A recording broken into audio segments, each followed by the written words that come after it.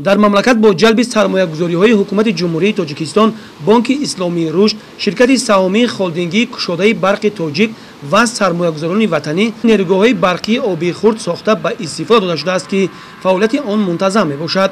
дар ҷамоати деҳоти Работи шаҳри Турсунзода як нерӯгоҳи барқии обии хурди Ширкен аз давраҳои иттиҳоди шӯравӣ боқимонда аз тарафи ҳукумати мамлакат ва Бонки Исломии Рушд соли 2009 аз нав барқарор карда шуд, ки он имрӯз бо иқтидори 576 киловатт-соат ба аҳолии 3 деҳа, як муассисаи таълимӣ, як бунгоҳи тиббӣ ва ба муассисаи давлатии нигаҳдории роҳҳои шаҳри Турсунзода қувваи барқи доимӣ мерасонад.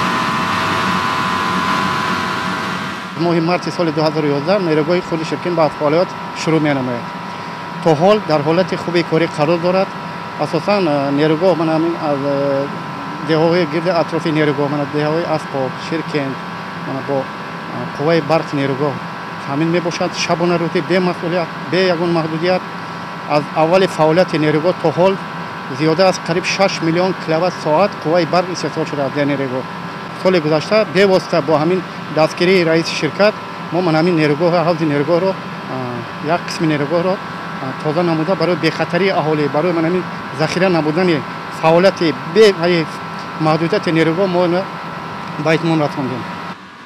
шабакаҳои барқи шаҳри Турсунзода баҳри фаъолияти мунтазам ва таъмини бемайлони барқ ба аҳолии шаҳр, корхонаҳои истеҳсолии он ва иншоотҳои иҷтимоӣ ба мисоли муассисаҳои таълимӣ, боғчаҳои бачагона ва муассисаҳои тандурустӣ бо қувваи барқ корҳои назаррасро ба анҷом расонидааст.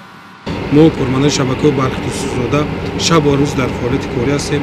гурӯҳи таъмирӣ ва гурӯҳи фаврии танзимгарӣ дорем, ки аҳолиро бо қувваи барқи доимӣ таъмин менамоем. нерӯгоҳи барқи хуби Ширкен ки 576 киловатт-соат ки дар ҳудуди ҷамоати Равод мебошад, аҳолӣ дар гирди атрофи аҳолӣ будагӣ аз он қувваи барқи доимӣ мегиранд. шабонарӯз ба қувваи барқи доимӣ таъмин аст, ки мо кормандаи шабакаи барқи Турсунзода ҳамарӯза аз худи роҳбари корхона ва сармуҳандис ва тамоми кормандони шабакаи барқи Турсунзода шабонарӯз дар фаъолияти корӣ ҳастем, дар назорати роҳбари корхона ҳастем, ки аҳолиро бо қувваи барқи хушсифат бе ягон садамони технологӣ бо қувваи барқи доимӣ таъмин мекунем.